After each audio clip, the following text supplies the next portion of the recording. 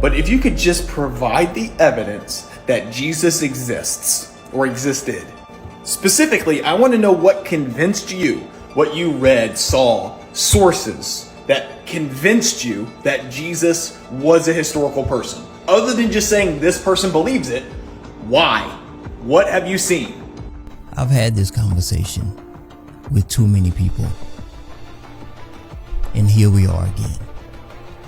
Listen, it doesn't matter who you are or where you are in the world.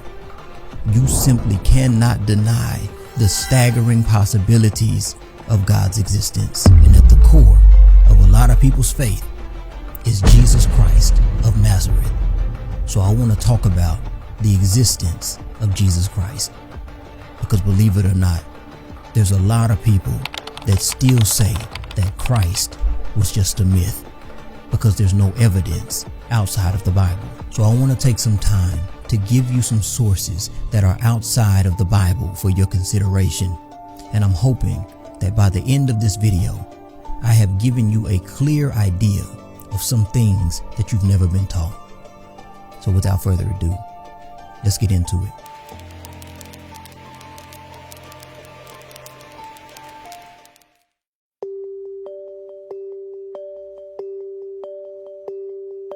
The first thing you need to understand is that all of the New Testament Gospels were written in the first century by different people with different backgrounds, many of which who were first non-believers. So don't be so quick to entirely dismiss the Bible as evidence, because it was written by different people with different perspectives who were all giving their independent testimony of account with no contradictions while keeping the core of what happened intact. Suppose you have 3 different news stations, all reporting on what they eyewitnessed from an event that took place. I would expect that all 3 news stations should have a different perspective of what exactly happened. Otherwise, if their stories all perfectly lined up and they reported the exact same thing in the exact same way, the first thing that I'm thinking of is conspiracy. But if they all have different perspectives of what happened that don't contradict with one another, it only strengthens the credibility of what actually happened at that event. And we have over 5,000 manuscripts of what happened to Jesus Christ, all agreeing to an infinitesimal degree. Now, before I get into the secular sources, just understand that there's a lot of historical documents that also are affirming the biblical story. For example, check this out. Because the book of Exodus actually commands every Jew coming to the temple to bring the annual tax you're holding right now in your hand, and which is okay. You can hold it in your hand. Is it all right? I should have asked. It's a 2,000. No, it's okay. It's 2,000 years old? 2,000 years old coin, silver, minted in Tyre. Why Tyre? Because the Phoenicians were helping their Jewish friends, as there were no way for Jews to mint coins due to the time when they were submitted under the Romans. Now Jesus, when he comes to Jerusalem, we need to understand Jesus actually brings in his pocket this kind of coin, because this is the money you take from the money changers in the Temple Mount.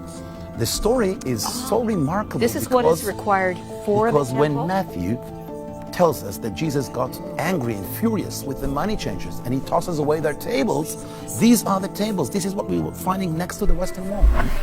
Listen, something happened in Palestine, and you can say whatever you want about Jesus Christ, but one thing that you cannot say with certainty is that he did not ever exist. And one of my favorite non-biblical sources comes from a historical record from someone that doesn't even mention Jesus Christ's name, but still confirms the events of the Bible at Christ's crucifixion. It's a name that you may not have ever heard of. I'm talking about Thallus. Now, we don't know a lot about Thallus because a lot of his work was lost, but what we do know is that Thallus was a pagan Roman historian who scholars say lived between 52 and 55 AD. And to be completely transparent, we don't even have the original manuscripts of Thallus. And this is a bit of third-hand information, so it can leave room for doubt. And of course, I understand that there's more airtight secular sources out there that I could have mentioned, and I might bring them up a little bit later in the video. But let me tell you why I personally like this particular secular source so much, in showing the existence of Jesus Christ. Okay, so in the Gospel of Mark, it says that when the 6th hour came, that there was a darkness that happened over the whole land until the 9th hour, right? Well, fast forward to about the year 800. A Byzantine chronicler named Georgius Syncellus cites in one of his chronicles another book by a historian named Julius Africanus called History of the World. Now that book is no longer extant, but let's follow the breadcrumb trail a little bit and go back in time to 220 AD when that book was written. And in this book, Julius Africanus, who was alive around the same time as Thallus, gives reference to a massive 3-volume book that Thallus wrote about his history. So let me read a little bit of what Julius Africanus wrote that was later reproduced by Georgius Syncellus. On the whole world there pressed a most fearful darkness, and the rocks were rent by an earthquake. In many places in Judea and other districts were thrown down. This darkness, Thallus in his 3rd book of his history calls, as appears to me without reason, an eclipse of the sun. So let me tell you what's going on, if this is accurate.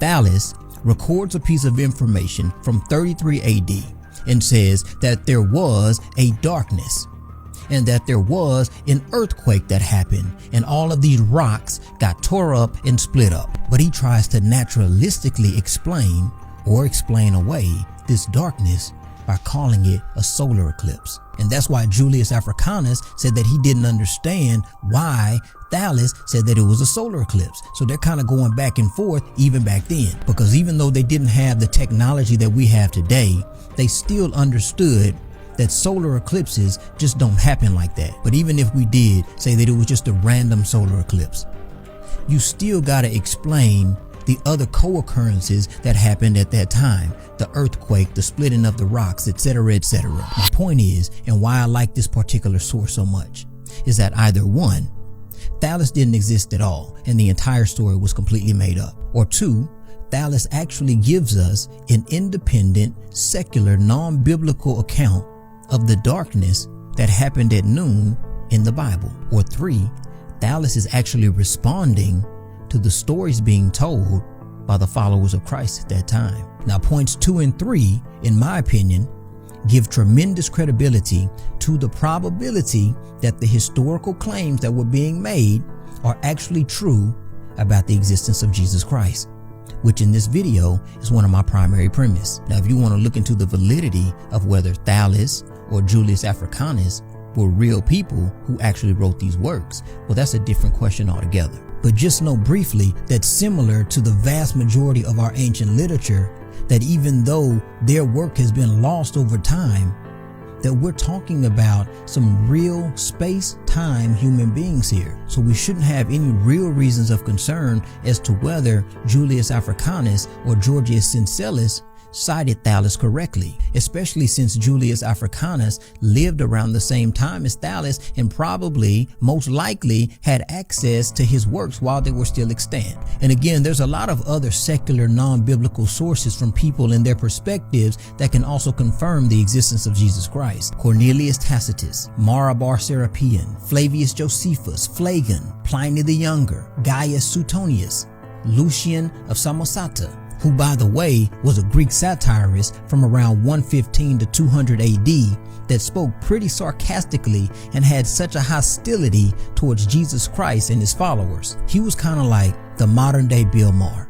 I mean, come on. God had a son. I mean, time out right there. God had a son? He's powerful beyond all imagination. He exists in a realm above time and space, but he has kids? Lucian of Samosata never referred to Jesus as a fictional character.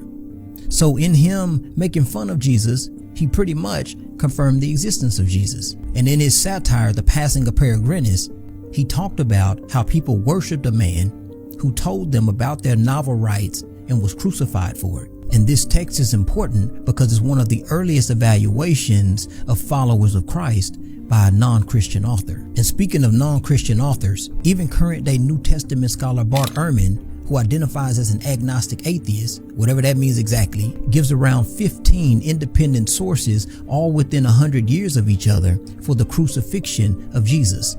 So if he died, he had to have lived. And speaking about Christ's crucifixion real quick, because I gotta go. When you talk about the resurrection of Christ, we're not talking about a made-up fairy tale story here. Put your mind into ancient times for just a moment and think about it. The Roman guards were not dumb. In fact, they were far from it. So after the crucifixion, Jesus was put into the tomb of Joseph of Arimathea. And the guards heard through the grapevine that the disciples were going to try to come steal Christ's body just so they could say that he rose from the dead. So the Romans, they put like 20 to 30 guards in front of the tomb so nobody could get in there. They locked it down. Then they put like this huge stone that weighed like 2,000 pounds in front of the opening of the tomb. They were not playing. And if that wasn't enough, then they put a Roman seal on the stone. So that if anybody went in there messing with that seal or tampering with it, they would know that you've been in there messing with Jesus. And they were going to kill you and put you next to him and see if you rise up. And plus, if you think about it, them disciples wasn't about to go up against them guards.